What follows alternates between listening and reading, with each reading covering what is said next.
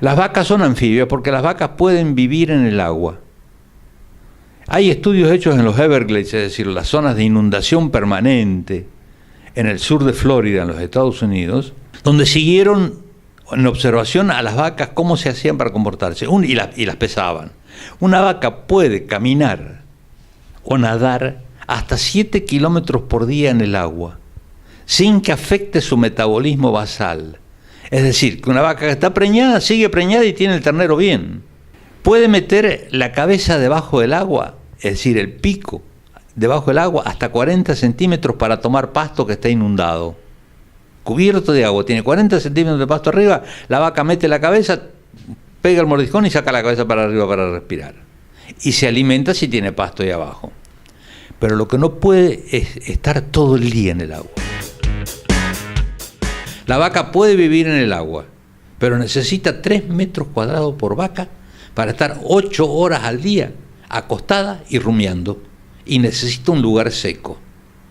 3 metros por vaca significa que si yo tengo 1000 vacas, tengo que tener por lo menos 3000 metros de altura. No es mucho, es apenas 1/3 de hectárea, por encima del nivel de las aguas.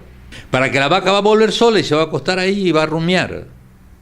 Pero además tenemos que tener reserva de forraje, porque para sequías y para inundaciones tenemos que tener reserva de forraje. El mejor forraje para reservar en la región es, en la época en que el clima da y cuando está seco, hacer silos. Habitualmente se hacen de sorgo. Acá en Argentina no estamos acostumbrados a hacer silos de girasol. El girasol es un excelente forraje, aunque no lo crean.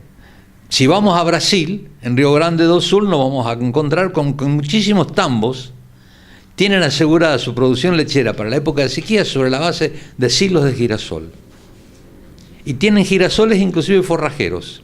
El girasol, primero que soporta salinidad mejor que otras especies, puede crecer en ese región. Segundo, no requiere de mucha temperatura para germinar, de modo que se puede sembrar en época temprana.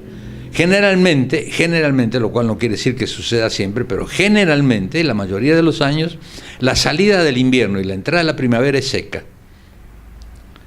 Podemos sembrar a principios de septiembre, antes de que empiece la primavera. Y antes de que empiecen las grandes lluvias que impidan la entrada de máquinas cosechadoras de forraje, tenemos todavía suficiente piso como para hacer eso, cortar y llevarlo a una altura y hacer el silo en la altura. ¿Y cómo construir un silo? No necesariamente necesitamos silo bolsa, podemos hacer silo puente, silo torta, silo bunker, 1000 formas de hacer silo que la gente ya en este momento conoce y que servirían para soportar 4 o 5 meses de inundación o 4 o 5 meses de sequía, con lo cual los animales no se morirían. Ingresamos al último bloque de Tiempo de Campo, escuchando los consejos del ingeniero agrónomo Israel Feldman, que sugiere otras alternativas de producción animal que pueden adaptarse al lugar y convertir al humedal en un ambiente productivo y sustentable. Por ejemplo, los corderos salados, una notable idea para crear un nuevo segmento de mercado.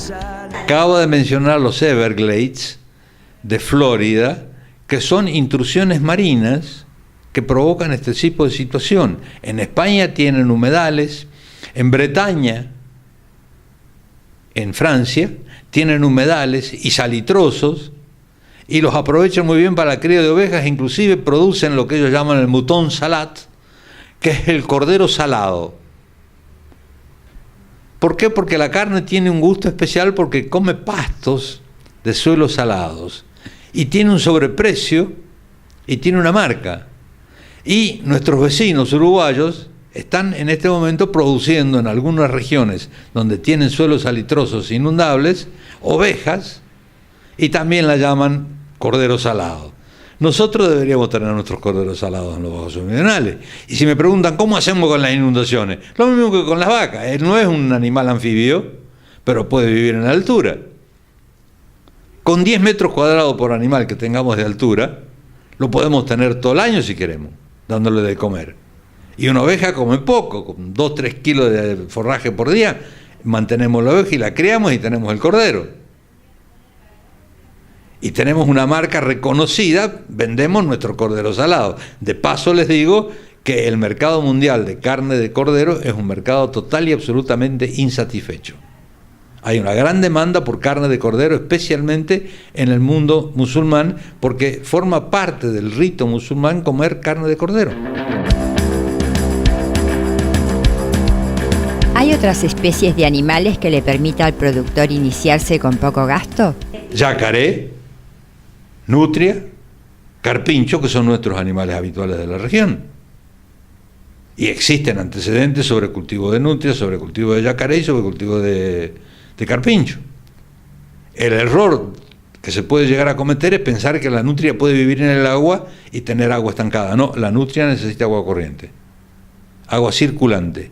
De modo que si nosotros nos queremos poner a criar nutrias, ahí tenemos que estar cerca de la laguna o tener una laguna la cual reciclemos el agua constantemente, porque si no se enferman. Pero el carpincho vive en el agua tranquilamente en una laguna, no necesita que se le estén cambiando a cada rato. Los gansos pueden ser otra opción. Los otros animales que se pueden criar en la región, por ejemplo, son gansos, viven en el agua. Tenemos que tener muy poca altura, hay una altura para la casa del dueño de casa para que vea un buen acceso, para que pueda entrar y salir cuando quiera, es decir, un buen camino, y criamos gansos. Los gansos son herbívoros, digieren la celulosa, es decir, digieren lo que comen de los pastos mucho mejor que un vacuno. Son más eficientes en la producción de kilos de carne en relación a la cantidad de materia seca de pasto que comen. Pero el ganso básicamente es un animal que come pasto.